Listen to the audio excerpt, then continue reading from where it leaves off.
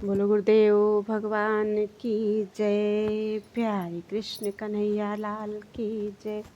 श्रीमद् भागवत महापुराण चतुर्थ स्कंध चल रहा है और आज है पुरंजन उपाख्यान का प्रारंभ। श्री मैत्रेय जी कहते हैं, विदुर जी, इस प्रकार भगवान शंकर ने प्रचेताओं को उपदेश दिया। प्रचेताओं ने शंकर जी की बड़े भक्ति भाव से पूजा की। इसके पश्चात वे उन राजकुमारों के सामने ही अंतर्धान हो गए। सबके सब प्रचेता जल में खड़े रहकर भगवान रुद्र के बताए स्तोत्र का जप करते हुए 10,000 वर्ष तक तपस्या करते रहे। इन दिनों राजा प्राचीन बरही का चित्त कर्मकांड में बहुत रम गया था। उन्हें अध्यात्म विद्या विशारद परम कृपालु नारद जी ने उपदेश दिया। उन्होंने कहा कि राजन, इन कर्मों के द्वारा तुम अपना कौन सा कल्याण करना चाहते हो? दुख के आत्यंतिक नाश और परमानंद की प्राप्ति का नाम कल्याण है, वह तो कर्मों से नहीं मिलता। राजा ने कहा, महाभाग नारद जी, मेरी बुद्धि कर्म में फंसी हुई है, इसलिए मुझे परम कल्याण का कोई पता नहीं है। आप मुझे विशुद्ध ज्ञान का उपदेश दीजिए, जिससे मैं इस कर्म बंधन से छूट जाऊं। जो पुरुष कपट धर्ममय गृहस्थाश्रम में ही रहता हुआ पुत्र, स्त्री और धन को ही परम पुरुषार्थ मानता है, वह अज्ञानवश संसार अरण्य में ही भटकता रहने के कारण उस परम कल्याण को प्राप्त नहीं कर सकता। श्री नारद जी ने कहा, देखो देखो राजन, तुमने यज्ञ में निर्दयता पूर्वक जिन 1000 पशुओं की बलि दी है, उन्हें आकाश में देखो। ये सब तुम्हारे द्वारा प्राप्त हुई पीड़ाओं को याद करते हुए बदला लेने के लिए तुम्हारी बाट देख रहे हैं। जब तुम मरकर परलोक में जाओगे, तब ये अत्यंत क्रोध में भरकर तुम्हें अपने लोहे के से सींगों से छेदेंगे। अच्छा, इस विषय में मैं तुम्हें एक प्राचीन उपाख्यान सुनाता हूँ। वह राजा पुरंजन का चरित्र है, उसे तुम मुझसे सावधान होकर सुनो। राजन, पूर्व काल में पुरंजन नाम का एक बड़ा यशस्वी राजा था। उसका अविज्ञात नामक एक मित्र था। कोई भी उसकी चेष्टाओं को समझ नहीं सकता था। राजा पुरंजन अपने रहने योग्य स्थान की खोज में सारी पृथ्वी में घूमा, फिर भी जब उसे कोई अनुरूप स्थान न मिला, तब वह कुछ उदास सा हो गया। उसे तरह तरह के भोगों की लालसा थी। उन्हें भोगने के लिए उसने संसार में जितने नगर देखे, उनमें से कोई भी उसे ठीक न जचा। एक दिन उसने हिमालय के दक्षिण तटवर्ती शिखरों पर कर्मभूमि भारत खंड में एक 9 द्वारों का नगर देखा। वह सब प्रकार के सुलक्षणों से संपन्न था। सब ओर से परकोटों, बगीचों, अटारियों, खाइयों, झरोखों और राजद्वारों से सुशोभित था और सोने चांदी तथा लोहे के शिखरों वाले विशाल भवनों से खचाखच भरा था। उसके महलों की फरसें नीलम, स्फटिक, वैदूर्य, मोती, पन्ने और लालों की बनी हुई थी। अपनी कांति के कारण वह नागों की राजधानी भोगवतीपुरी के समान जान पड़ता था। उसमें जहाँ तहाँ अनेकों सभा भवन, चौराहे, सड़कें, क्रीड़ा भवन, बाजार, विश्राम स्थान, ध्वजा पताकाएं और मूंगे के चबूतरे सुशोभित थे। उस नगर के बाहर दिव्य वृक्ष और लताओं से पूर्ण एक सुंदर बाग था। उसके बीच में एक सरोवर सुशोभित था। उसके पास आसपास अनेकों पक्षी भांति भांति की बोली बोल रहे थे तथा भौरे गुंजार कर रहे थे। सरोवर के तट पर जो वृक्ष थे, उनकी डालियां और पत्ते शीतल झरनों के जल कणों से मिली हुई बासंती वायु के झकोरों से हिल रहे थे और इस प्रकार वे तटवर्ती भूमि की शोभा बढ़ा रहे थे। वहाँ के वन्य पशु भी मुनिजनोचित अहिंसा आदि व्रतों का पालन करने वाले थे, इसलिए उनसे किसी को कोई कष्ट नहीं पहुँचता था। वहाँ बार बार जो कोकिल की कुहू ध्वनि होती थी, उससे मार्ग में चलने वाले बटोहियों को ऐसा भ्रम होता था मानो वह बगीचा विश्राम करने के लिए उन्हें बुला रहा है। राजा पुरंजन ने उस अद्भुत वन में घूमते घूमते एक सुंदरी को आते देखा, जो अकस्मात उधर चली आई थी। उसके साथ 10 सेवक थे, जिनमें से प्रत्येक 100-100 नायिकाओं का पति था। एक 5 फन वाला सांप उसका द्वारपाल था, वही उसकी सब ओर से रक्षा करता था। वह सुंदरी भोली भाली किशोरी थी और विवाह के लिए श्रेष्ठ पुरुष की खोज में थी। उसकी नासिका, दंतपंक्ति, कपोल और मुख बहुत सुंदर थे। उसके समान कानों में कुंडल झिलमिला रहे थे। उसका रंग सांवला था, कटी प्रदेश सुंदर था। वह पीले रंग की साड़ी और सोने की करधनी पहने हुई थी तथा चलते समय चरणों से नूपुरों की झनकार करती जाती थी। अधिक क्या, वह साक्षात कोई देवी सी जान पड़ती थी। वह गजगामिनी बाला, किशोरावस्था की सूचना देने वाले अपने गोल गोल समान और परस्पर सटे हुए स्तनों को लज्जावश बार बार अंचल से ढकती जाती थी। उसकी प्रेम से मटकती भौं और प्रेमपूर्ण तिरछी चितवन के बाण से घायल होकर वीर पुरंजन ने लज्जायुक्त मुस्कान से और भी सुंदर लगने वाली उस देवी से मधुर वाणी में कहा, कमल दल लोचने, मुझे बताओ तुम कौन हो, किसकी कन्या हो? साध्वी, इस समय आ कहाँ से रही हो? भीरू, इस पुरी के समीप तुम क्या करना चाहती हो? शुभ्रू, तुम्हारे साथ इस 11वें महान सूरवीर से संचालित ये 10 सेवक कौन हैं? और ये सहेलियाँ तथा तुम्हारे आगे आगे चलने वाला यह सर्प कौन है? सुंदरी, तुम साक्षात लज्जा देवी हो अथवा उमा, रमा और ब्रह्माणी में से कोई हो। यहाँ वन में मुनियों की तरह एकांतवास करके क्या अपने पतिदेव को खोज रही हो? तुम्हारे प्राणनाथ तो तुम उनके चरणों की कामना करती हो। तुम्हारे प्राणनाथ तो तुम उनके चरणों की कामना करती हो। इतने से ही पूर्ण काम हो जाएंगे। अच्छा, यदि तुम साक्षात कमला देवी हो तो तुम्हारे हाथ का क्रीड़ा कमल कहाँ गिर गया?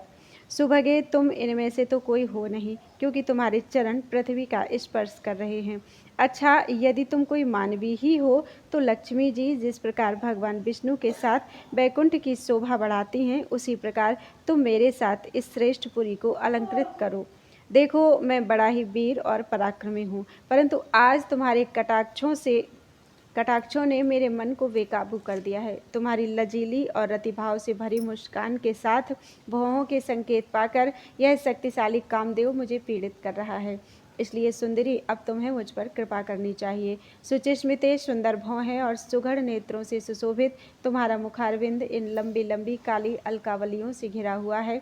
तुम्हारे मुख से निकले हुए वाक्य बड़े ही मीठे और मन हरने वाले हैं, परंतु वह मुख तो लाज के मारे मेरी ओर ही होता ही नहीं। जरा ऊंचा करके अपने उस सुंदर मुखड़े का मुझे दर्शन तो कराओ। श्री नारद जी ने कहा, वीरवर, जब राजा पुरंजन ने अधीर से होकर इस प्रकार याचना की, तब उस बाला ने भी हंसते हुए उसका अनुमोदन किया। वह भी राजा को देखकर मोहित हो चुकी थी। वह कहने लगी, नरश्रेष्ठ, हमें अपने उत्पन्न करने वाले का ठीक ठीक पता नहीं है और न हम अपने या किसी दूसरे के नाम या गोत्र को ही जानती हैं। वीरवर, आज हम सब इस पुरी में हैं, इसके सिवा मैं और कुछ नहीं जानती। मुझे इसका भी पता नहीं है कि हमारे रहने के लिए यह पुरी किसने बनाई है। प्रियवर, ये पुरुष मेरे सखा और स्त्रियां मेरी सहेलियां हैं तथा जिस समय मैं सो जाती हूँ, यह सर्प जागता हुआ इस पुरी की रक्षा करता रहता है। शत्रुदमन, आप यहाँ पधारे, यह मेरे लिए सौभाग्य की बात है। आपका मंगल हो। आपको विषय भोगों की इच्छा है, उसकी पूर्ति के लिए मैं अपने साथियों सहित सभी प्रकार के भोग प्रस्तुत करती रहूँगी। प्रभु, इस 9 द्वार वाली पुरी में मेरे प्रस्तुत किए हुए इच्छित भोगों को भोगते हुए आप सैकड़ों वर्षों तक निवास कीजिए। भला आपको छोड़कर मैं और किसके साथ रमण करूंगी? दूसरे लोग तो न रति सुख को जानते हैं, न बेहित भोगों को ही भोगते हैं, न परलोक का ही विचार करते हैं और न कल क्या होगा इसका ही ध्यान रखते हैं। अतएव पशुतुल्य हैं। अहो, इस लोक में गृहस्थाश्रम में ही धर्म, अर्थ, काम, संतान सुख, मोक्ष, सुयश और स्वर्ग आदि दिव्य लोकों की प्राप्ति हो सकती है। संसार त्यागी यतिजन तो इन सब की कल्पना भी नहीं कर सकते। महापुरुषों का कथन है कि इस लोक में पितर, देव, ऋषि, मनुष्य तथा संपूर्ण प्राणियों के और अपने भी कल्याण का आश्रय एकमात्र गृहस्थाश्रम ही है। वीर शिरोमणे, लोक में मेरे जैसी कौन स्त्री होगी जो स्वयं प्राप्त हुए आप जैसे सुप्रसिद्ध, उदारचित्त और सुंदर पति को वरण नहीं करेगी। महाबाहो, इस पृथ्वी पर आपकी सांप जैसी गोलाकार सुकोमल भुजाओं में स्थान पाने के लिए किस कामिनी का चित्त न ललचावेगा? आप तो अपनी मधुर मुस्कानमयी करुणापूर्ण दृष्टि से हम जैसी अनाथाओं के मानसिक संताप को शांत करने के लिए ही पृथ्वी में विचर रहे हैं। श्री नारद जी कहते हैं, राजन, उन स्त्री पुरुषों ने इस प्रकार एक दूसरे की बात का समर्थन कर फिर 100 वर्षों तक उस पुरी में रहकर आनंद भोगा। गायक लोग सुमधुर स्वर में जहाँ तहाँ राजा पुरंजन की कीर्ति गाया करते थे। जब ग्रीष्म ऋतु आती तब वह उनके अनेक स्त्रियों के साथ सरोवर में घुसकर जल क्रीड़ा करता। उस नगर में जो 9 द्वार थे, उनमें से 7 नगरी के ऊपर और 2 नीचे थे। उस नगर का जो कोई राजा होता, उसके पृथक पृथक देशों में जाने के लिए ये द्वार बनाए गए थे। राजन, इनमें से 5 पूर्व, 1 दक्षिण, 1 उत्तर और 2 पश्चिम की ओर थे। उनके नामों का वर्णन करता हूँ। पूर्व की ओर खद्योता और आबिर्मुखी नाम के 2 द्वार एक ही जगह बनाए गए थे। उनमें होकर राजा पुरंजन अपने मित्र ध्युमान के साथ विभ्राजित नामक देश को जाया करता था। इसी प्रकार उस ओर नलिनी और नालिनी नाम के 2 द्वार और भी एक ही जगह बनाए गए थे। उनसे होकर वह अवधूत के साथ सौरभ नामक देश को जाता था। पूर्व दिशा की ओर मुखिया नाम का जो 5वां द्वार था, उसमें होकर वह रसज्ञ और विपण के साथ क्रमशः बहुधन और आपण नाम के देशों को जाता था। पुरी के दक्षिण की ओर जो पित्रहु नाम का द्वार था, उसमें होकर राजा पुरंजन श्रुतधर के साथ दक्षिण पांचाल देश को जाता था।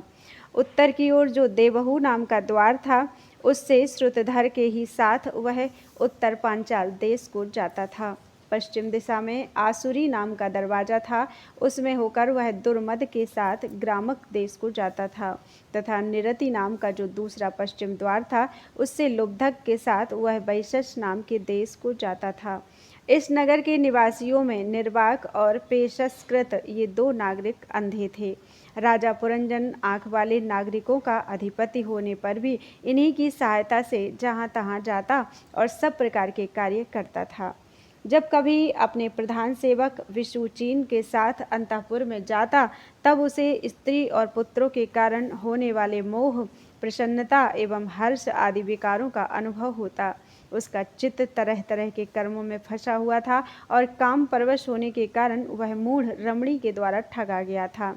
उसकी रानी जो जो काम करती थी, वह भी करने लगता था। वह जब मद्यपान करती तब वह भी मदिरा पीता और मद से उन्मत्त हो जाता था। जब वह भोजन करती तब आप भी भोजन करने लगता, और जब कुछ चबाती तब आप भी वही वस्तु चबाने लगता था। इसी प्रकार कभी उसके गाने पर गाने लगता, रोने पर रोने लगता, हंसने पर हंसने लगता और बोलने पर बोलने लगता। वह दौड़ती तो आप भी दौड़ने लगता, खड़ी होती तो आप भी खड़ा हो जाता, सोती तो आप भी उसी के साथ सो जाता और बैठती तो आप भी बैठ जाता। कभी वह सुनने लगती तो आप भी सुनने लगता, देखती तो देखने लगता, सूंघती तो सूंघने लगता और किसी चीज़ को छूती तो आप भी छूने लगता। कभी उसकी प्रिया शोकाकुल होती तो आप भी अत्यंत दीन के समान व्याकुल हो जाता। जब वह प्रसन्न होती तो आप भी प्रसन्न हो जाता और उसके आनंदित होने पर आप भी आनंदित हो जाता। इस प्रकार राजा पुरंजन अपनी सुंदरी रानी के द्वारा ठगा गया। सारा प्रकृति वर्ग परिकर ही उसको धोखा देने लगा। वह मूर्ख विवश होकर इच्छा न होने पर भी खेल के लिए घर पर पाले हुए बंदर के समान अनुकरण करता रहता। बोलो वृंदावन बिहारी लाल की जय। 26वां अध्याय, राजा पुरंजन का शिकार खेलने वन में जाना और रानी का कुपित होना। श्री नारद जी कहते हैं, राजन, एक दिन राजा पुरंजन अपना विशाल धनुष, सोने का कवच और अक्षय तरकस धारण कर अपने 11वें सेनापति के साथ 5 घोड़ों के शीघ्रगामी रथ में बैठकर पंचप्रस्थ नाम के वन में गया।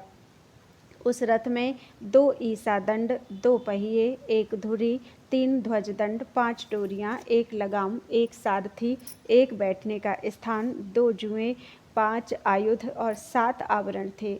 वह 5 प्रकार की चालों से चलता था तथा उसका साजबाज सब सुनहरा था। यद्यपि राजा के लिए अपनी प्रिया को क्षण भर भी छोड़ना कठिन था, किंतु उस दिन उसे शिकार का ऐसा शौक लगा कि उसकी भी परवाह ना कर वह बड़े गर्व से धनुष बाण चढ़ाकर आखेट करने लगा। इस समय आसुरी वृत्ति बढ़ जाने से उसका चित्त बड़ा कठोर और दया शून्य हो गया। इससे उसने अपने तीखे बाणों से बहुत से निर्दोष जंगली जानवरों का वध किया।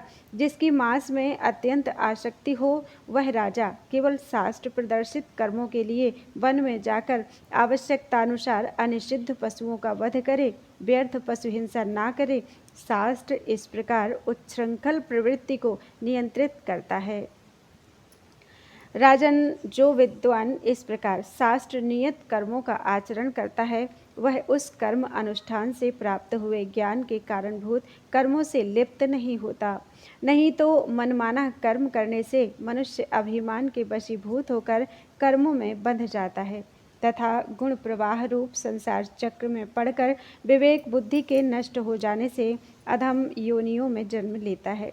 पुरंजन के तरह तरह के पंखों वाले बाणों से छिन्न भिन्न होकर अनेकों जीव बड़े कष्ट के साथ प्राण त्यागने लगे।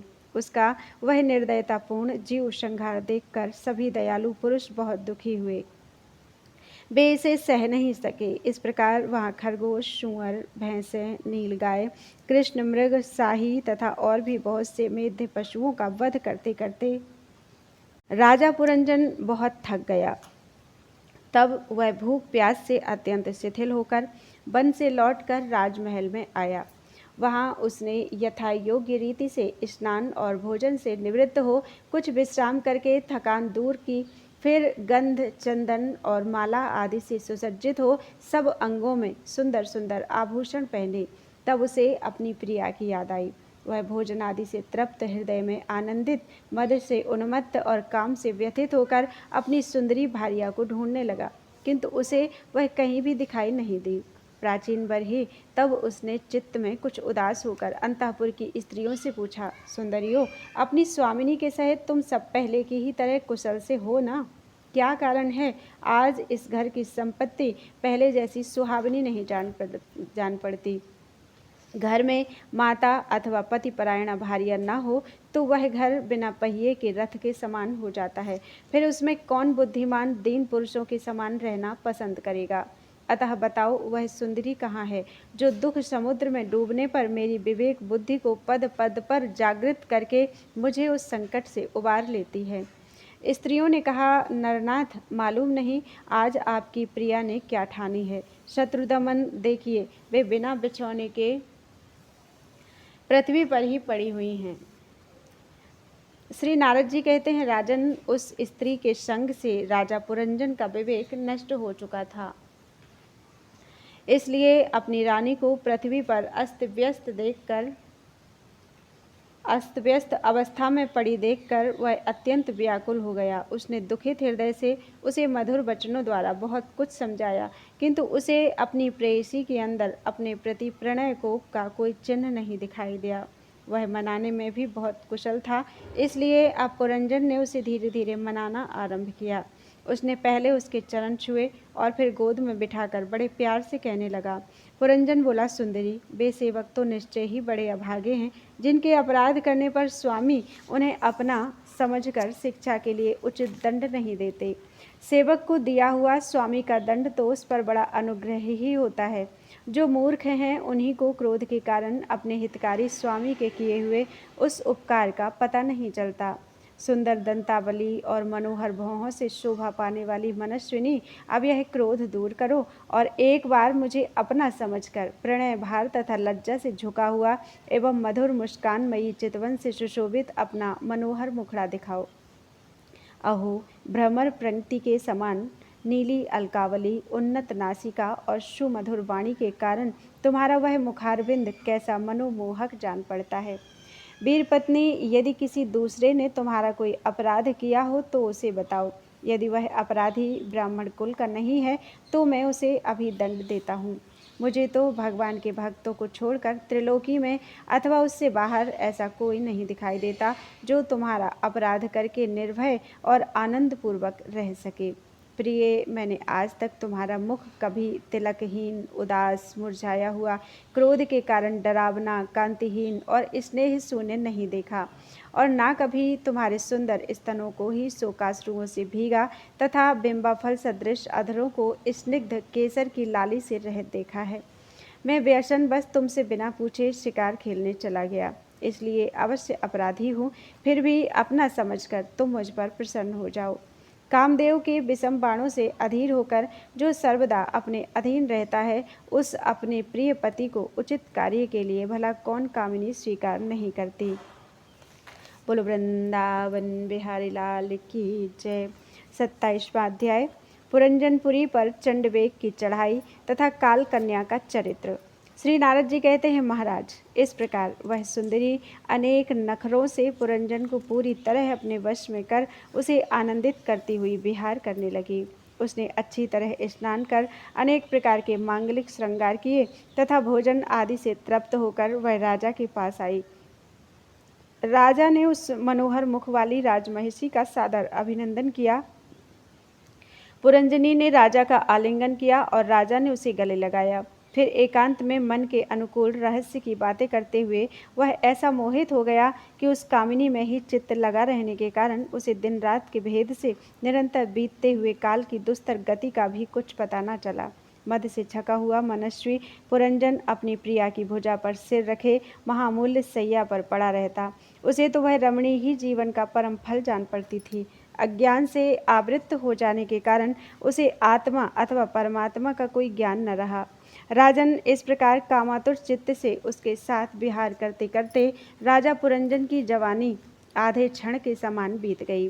प्रजापति उस पुरंजनी से राजा पुरंजन के 1100 पुत्र और 110 कन्याएं हुई, जो सभी माता पिता का सुयश बढ़ाने वाली और सुशीलता, उदारता आदि गुणों से संपन्न थी। ये पौरंजनी नाम से विख्यात हुई। इतने में ही उस सम्राट की लंबी आयु का आधा भाग निकल गया। फिर पांचाल राज पुरंजन ने पितृवंश की वृद्धि करने वाले पुत्रों का वधुओं के साथ और कन्याओं का उनके योग्य वरों के साथ विवाह कर दिया। पुत्रों में से प्रत्येक के 100 पुत्र हुए। उनसे वृद्धि को प्राप्त होकर पुरंजन का वंश सारे पांचाल देश में फैल गया। इन पुत्र पौत्र गृह कोश सेवक और मंत्री आदि में दृढ़ ममता हो जाने से वह इन विषयों में ही बंध गया। फिर तुम्हारी तरह उसने भी अनेक प्रकार के भोगों की कामना से यज्ञ की दीक्षा लेकर तरह तरह के पशु हिंसा में घोर यज्ञों से देवता, पितर और भूतपतियों की आराधना की। इस प्रकार वह जीवन भर आत्मा का कल्याण करने वाले कर्मों की ओर से असावधान और कुटुंब पालन में व्यस्त रहा। अंत में वृद्धावस्था का वह समय आ पहुंचा जो स्त्री लंपट पुरुषों को बड़ा अप्रिय होता है। राजन, चंडवेग नाम का एक गंधर्व राज है। उसके अधीन 360 महाबलवान गंधर्व रहते हैं। इनके साथ मिथुन भाव से स्थित कृष्ण और शुक्ल वर्ण की उतनी ही गंधर्वियाँ भी हैं। ये बारी बारी से चक्कर लगाकर भोग विलास की सामग्रियों से भरी पूरी नगरी को लूटती रहती हैं। गंधर्वराज चंडवेग के उन अनुचरों ने जब राजा पुरंजन का नगर लूटना आरंभ किया, तब उन्हें 5 फन के सर्प प्रजागर ने रोका। यह पुरंजनपुरी की चौकसी करने वाला महाबलवान सर्प 100 वर्ष तक अकेला ही उन 720 गंधर्व गंधर्वियों से युद्ध करता रहा। बहुत से वीरों के साथ अकेले ही युद्ध करने के कारण अपने एकमात्र संबंधी प्रजागर को बलहीन हुआ देख राजा पुरंजन को अपने राष्ट्र और नगर में रहने वाले अन्य बांधवों के सहित बड़ी चिंता हुई। वह इतने दिनों तक पांचाल देश के उस नगर में अपने दूतों द्वारा लाए हुए कर को लेकर विषय भोगों में मस्त रहता था। स्त्री के वशीभूत रहने के कारण इस अवश्यंभावी भय का उसे पता ही न चला।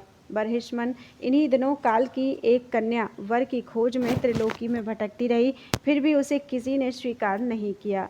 वह काल कन्या जरा बड़ी भाग्यहीना थी, इसलिए लोग उसे दुर्भगा कहते थे।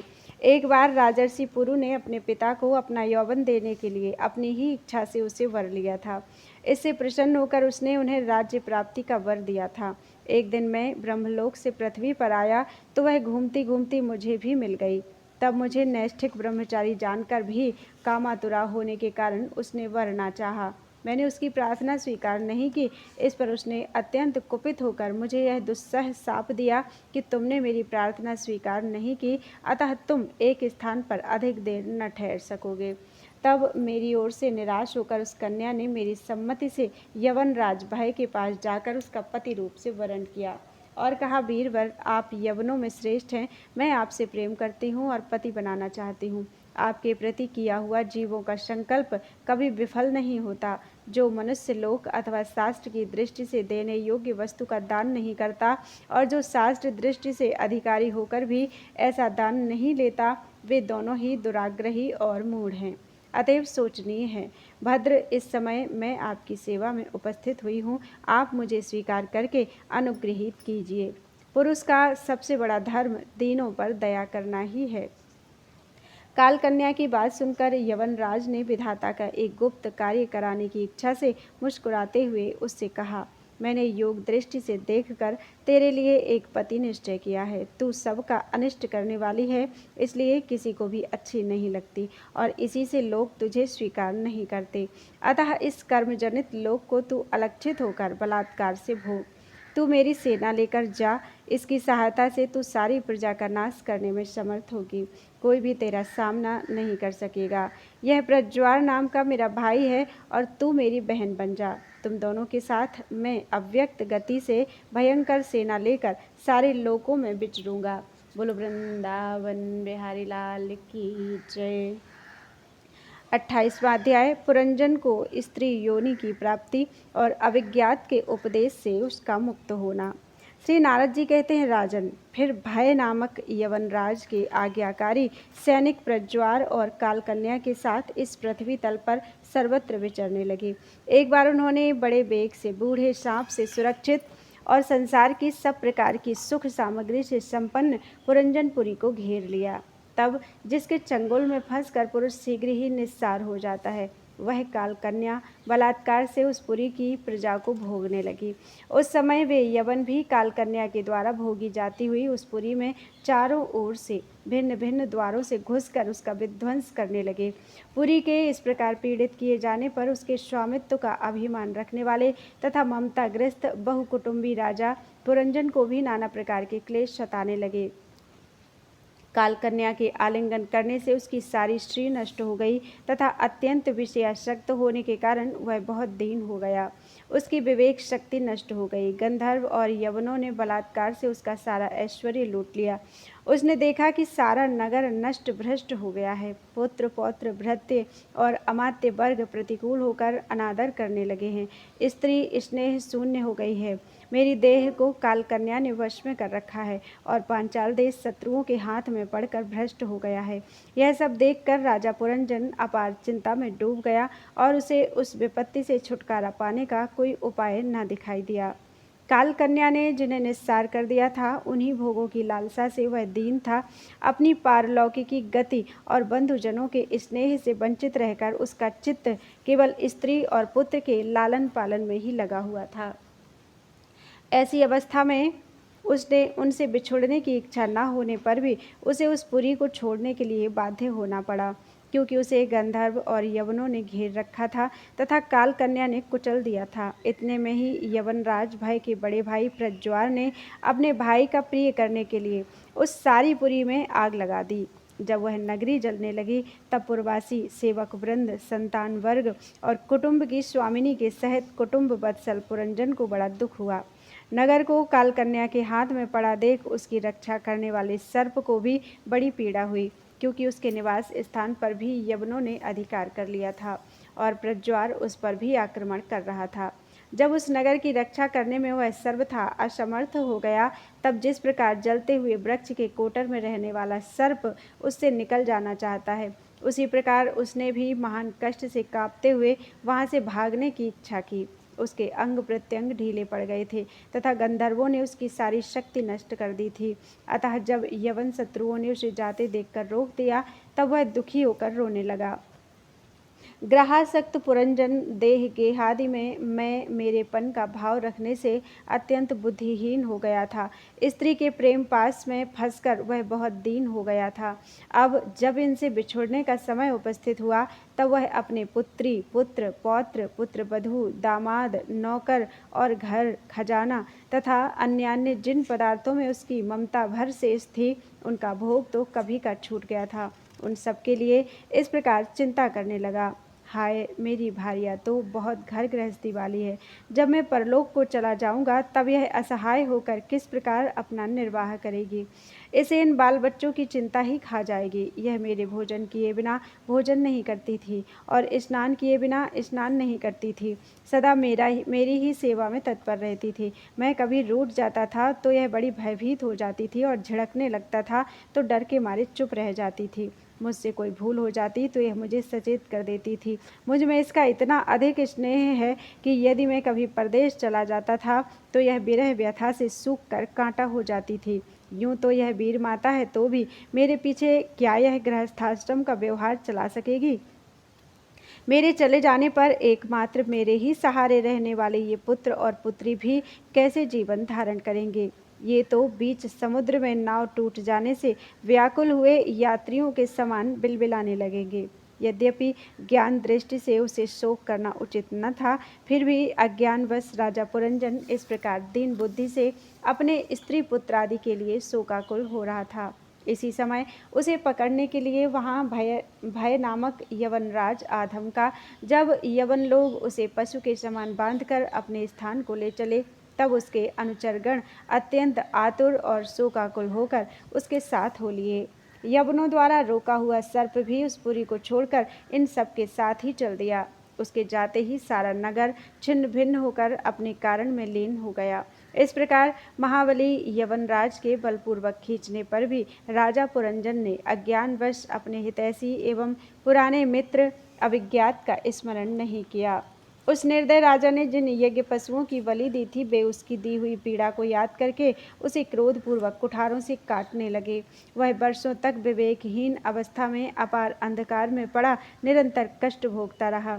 स्त्री की आसक्ति से उसकी यह दुर्गति हुई थी। अंत समय में भी पुरंजन को उसी का चिंतन बना हुआ था, इसलिए दूसरे जन्म में वह नृपश्रेष्ठ विदर्भ राज के यहाँ सुंदरी कन्या होकर उत्पन्न हुआ। जब यह विदर्भ नंदिनी विवाह योग्य हुई, तब विदर्भ राज ने घोषित कर दिया कि इसे सर्वश्रेष्ठ पराक्रमी वीर ही ब्याह सकेगा। तब शत्रुओं के नगरों को जीतने वाले पांडय नरेश महाराज मलयध्वज ने समरभूमि में समस्त राजाओं को जीत कर उसके साथ विवाह किया। उससे महाराज मलयध्वज ने एक श्यामलोचना कन्या और उससे छोटे 7 पुत्र उत्पन्न किए, जो आगे चलकर द्रविड़ देश के 7 राजा हुए। राजन, फिर उनमें से प्रत्येक पुत्र के बहुत बहुत पुत्र उत्पन्न हुए, जिनके वंशधर इस पृथ्वी को मनवंतर के अंत तक तथा उसके बाद भी भोगेंगे। राजा मलयध्वज की पहली पुत्री बड़ी व्रतशीला थी। उसके साथ अगस्त ऋषि का विवाह हुआ। उससे उनके दृढ़च्युत नाम का पुत्र हुआ और दृढ़च्युत के इदमवाह हुआ। अंत में राजर्षि मलयध्वज पृथ्वी को पुत्रों में बांटकर भगवान श्री कृष्ण की आराधना करने की इच्छा से मलय पर्वत पर चले गए। उस समय चंद्रिका जिस प्रकार चंद्रदेव का अनुसरण करती है, उसी प्रकार मत्तलोचना वैदर्भी ने अपने घर, पुत्र और समस्त भोगों को तिलांजलि देकर पांडय नरेश का अनुगमन किया। वहाँ चंद्रवसा, ताम्रपर्णी और बटोदका नाम की 3 नदियाँ थीं। उनके पवित्र जल में स्नान करके वे प्रतिदिन अपने शरीर और अंतःकरण को निर्मल करते थे। वहाँ रहकर उन्होंने कंद, बीज, मूल, फल, पुष्प, पत्ते, तृण और जल से ही निर्वाह करते हुए बड़ा कठोर तप किया। इससे धीरे धीरे उनका शरीर बहुत सूख गया। महाराज मलयध्वज ने सर्वत्र समदृष्टि रखकर शीत, उष्ण, वर्षा, वायु, भूख, प्यास, प्रिय, अप्रिय और सुख दुख आदि सभी द्वंद्वों को जीत लिया। तप और उपासना से वासनाओं को निर्मूल कर तथा यम नियम आदि के द्वारा इंद्रिय, प्राण और मन को वश में करके वे आत्मा में ब्रह्म भावना करने लगे। इस प्रकार 100 दिव्य वर्षों तक स्थाणु के समान निश्चल भाव से एक ही स्थान पर बैठे रहे। भगवान वासुदेव में सुदृढ़ प्रेम हो जाने के कारण इतने समय तक उन्हें शरीर आदि का भी भान नहीं हुआ। राजन, गुरु स्वरूप साक्षात श्रीहरि के उपदेश किए हुए तथा अपने अंतःकरण में सब ओर स्फुरित होने वाले विशुद्ध विज्ञान दीपक से उन्होंने देखा कि अंतःकरण की वृत्ति का प्रकाशक आत्मा स्वप्नावस्था की भांति देहादि समस्त उपाधियों में व्याप्त तथा उनसे पृथक भी है। ऐसा अनुभव करके वे सब ओर से उदासीन हो गए। फिर अपनी आत्मा को परब्रह्म में और परब्रह्म को आत्मा में अभिन्न रूप से देखा और अंत में इस अभेद चिंतन को भी त्याग कर सर्वथा शांत हो गए। राजन, इस समय पतिपरायणा वैदर्भी सब प्रकार के भोगों को त्याग कर अपने परम धर्मज्ञ पति मलयध्वज की सेवा बड़े प्रेम से करती थी। वह चीर वस्त्र धारण किए रहती। व्रत उपवास आदि के कारण उसका शरीर अत्यंत कृश हो गया था और सिर के बाल आपस में उलझ जाने के कारण उनमें लटें पड़ गई थी। उस समय अपने पतिदेव के पास वह अंगार भाव को प्राप्त धूम रहित अग्नि के समीप अग्नि की शांत शिखा के समान सुशोभित हो रही थी। उसके पति परलोकवासी हो चुके थे, परंतु पूर्ववत स्थिर आसन पर विराजमान थे। इस रहस्य को न जानने के कारण वह उनके पास जाकर उनकी पूर्ववत सेवा करने लगी। चरण सेवा करते समय जब उसे अपने पति के चरणों में गर्मी बिल्कुल नहीं मालूम हुई, तब तो वह झुंड से बिछुड़ी हुई मृगी के समान चित्त में अत्यंत व्याकुल हो गई।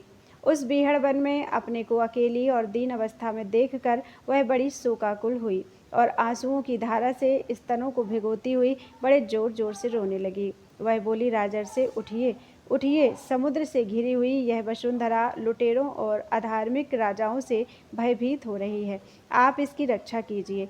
पति के साथ वन में गई हुई वह अबला इस प्रकार विलाप करती पति के चरणों में गिर गई और रो रो कर आंसू बहाने लगी। लकड़ियों की चिता बनाकर उसने उस पर पति का शव रखा और अग्नि लगाकर विलाप करते करते स्वयं सती होने का निश्चय किया। राजन, इसी समय उसका कोई पुराना मित्र, एक आत्मज्ञानी ब्राह्मण वहां आया। उसने उस रोती हुई अबला को मधुर वाणी से समझाते हुए कहा। ब्राह्मण ने कहा, तू कौन है, किसकी पुत्री है और जिसके लिए तू शोक कर रही है वह यह सोया हुआ पुरुष कौन है? क्या तू मुझे नहीं जानती? मैं वही तेरा मित्र हूँ जिसके साथ तू पहले विचरा करती थी। सखे, क्या तुम्हें अपनी याद आती है? किसी समय मैं तुम्हारा अभिज्ञात नाम का सखा था। तुम पृथ्वी के भोग भोगने के लिए निवास स्थान की खोज में मुझे छोड़कर चले गए थे। आर्य, पहले मैं और तुम एक दूसरे के मित्र और मानस निवासी हंस थे। हम दोनों सहस्रों वर्षों तक बिना किसी निवास स्थान के ही रहे थे, किंतु मित्र, तुम विषय भोगों की इच्छा से मुझे छोड़कर यहाँ पृथ्वी पर चले आए।